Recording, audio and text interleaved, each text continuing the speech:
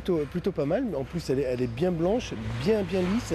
On a une belle planéité de la glace. Je pense que les patineurs vont encore être contents cette année. Et Franck Boucher a de quoi être satisfait. Après 10 jours de travail, la patinoire de plein air sera opérationnelle samedi.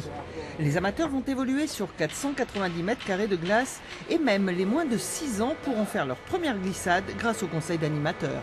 Les gens aiment patiner, à Bordeaux aussi, puisque outre l'explosion des chiffres sur cette patinoire, puisqu'on est passé de 18 000 à 25 000, donc il y a un vrai engouement des Bordelais et des Bordelaises pour les patinoires.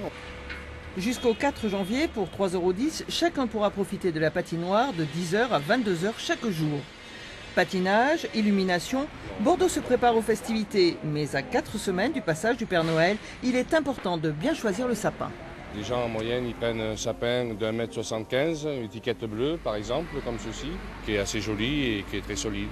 Et quand vous nous l'achetez, on vous l'emballe, on le repasse dans un filet. Pour le transporter, c'est beaucoup plus facile. On peut prendre le tram ou le vélo, ou il y en a, ils les attachent sur une trottinette et puis ils partent avec. Comme l'an dernier, comptez entre 15 et 160 € pour un sapin mesurant de 60 cm à 5 mètres de haut. Et Place Tourny, les 150 chalets sont déjà installés.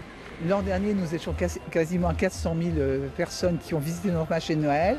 Alors nous souhaitons de tout cœur en avoir autant, parce que ces personnes viennent sur le marché de Noël, mais ensuite se déversent dans la ville. Donc c'est l'ensemble de la ville de Bordeaux qui est concerné.